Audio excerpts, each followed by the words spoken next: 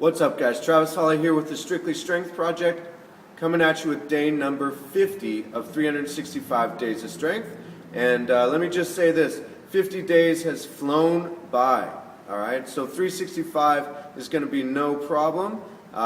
Just stay tuned. We got some really cool stuff coming up in the future. But right now we're going to continue our roadmap to Silly Strong. And today we're going to be specifically talking about the three major lifts. We'll call them four major lifts that you guys need to be incorporating in any program that you desire to be stronger and big and strong, right? So those are some pretty common goals that we have out there. So this is going to be a very useful video here that you guys can implement into your program. So the entire time we're going to be at Red Black Gym right here. This is where I do all of my work.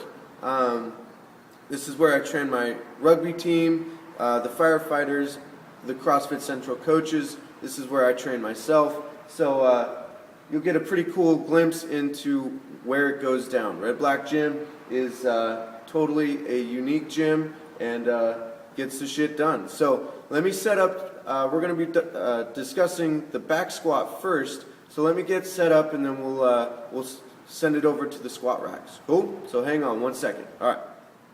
All right, guys, we got it set up, and again, we're going to be discussing the back squat, and also we're going to talk about the box squat, both of which are a integral part of what you should be plugging into that program if you're serious about getting strong.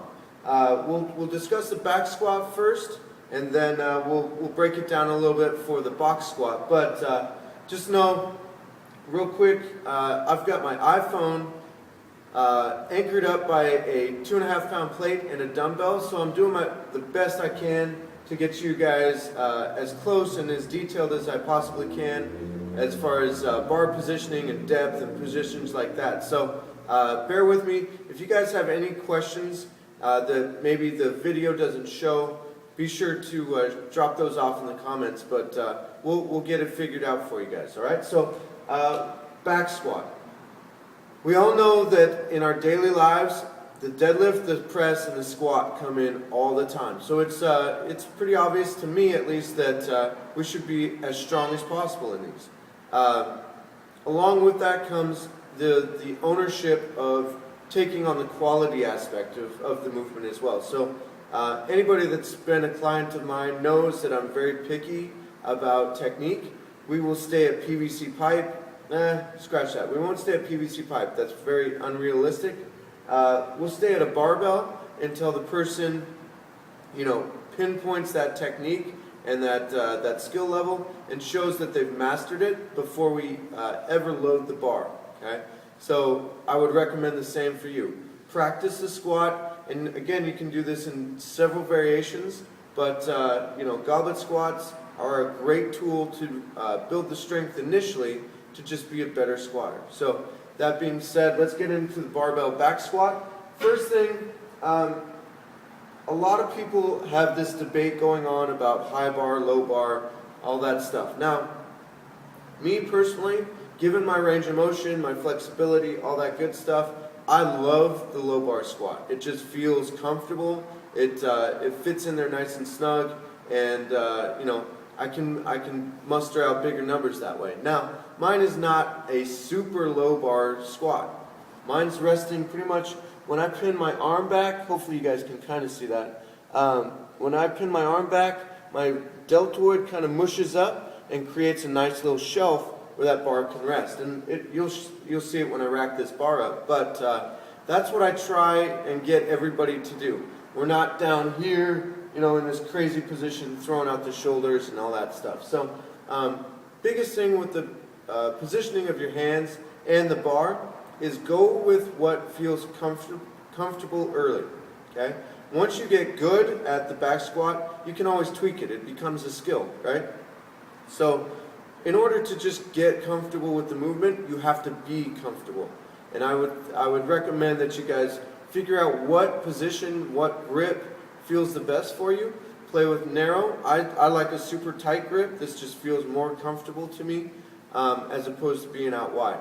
everybody's going to be different with that. So play around with it, see what works best for you. But let's talk about the positioning. Okay?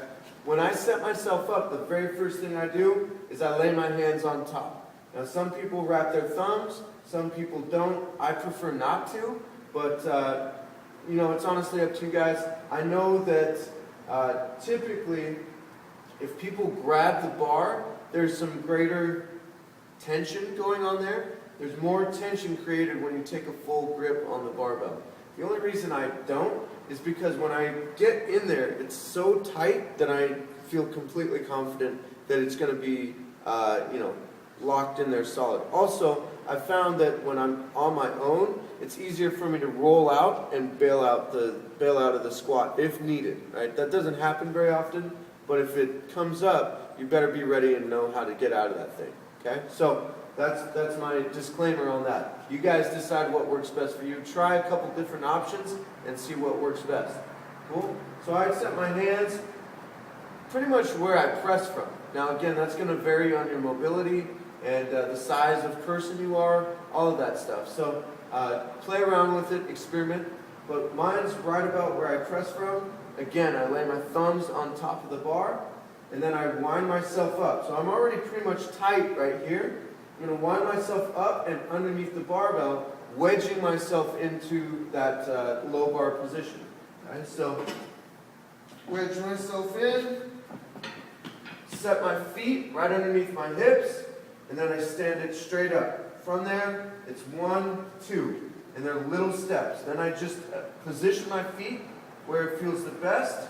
Take a deep breath in, and lower, keeping everything nice and tight. Driving the knees out, butt back, staying weight in the heels, hip depth, and power out of that thing.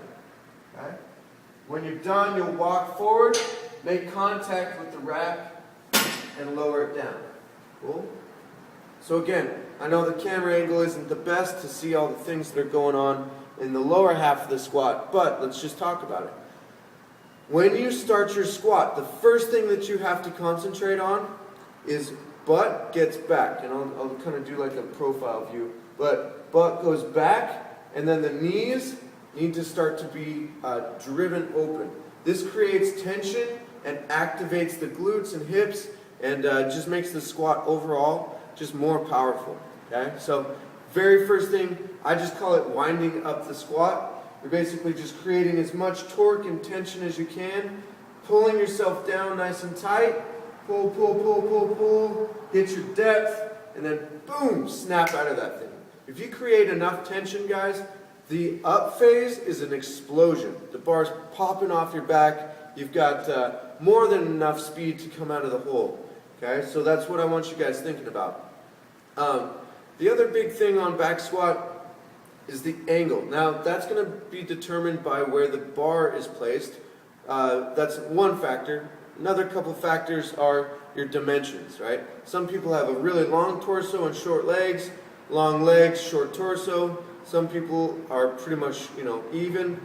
That's going to play a huge role, and that's something that I can't really make general statements about. But you're going to have to figure out what works best for you as far as stance, grip, positioning, that kind of thing. And I would definitely ask you guys to play around with any of those different variables and see what works best for you.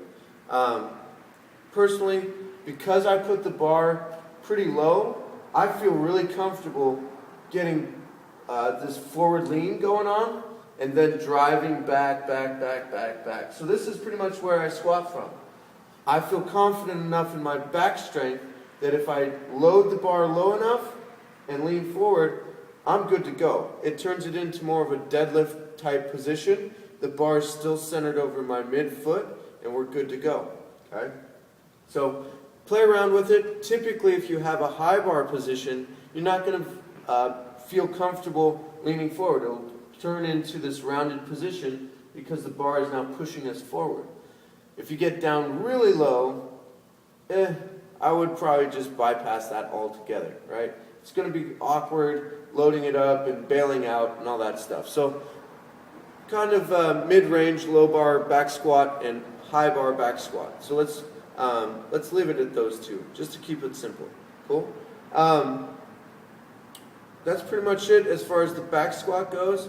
Let me tweak the angles here. We're going to be talking about the box squat and why that's so important as well. Again, if you guys have questions about any of this stuff, drop a comment down on the blog, and I'll definitely answer that with a video or just type the answer up. So let me get set up and we'll keep going. Cool. Hold on.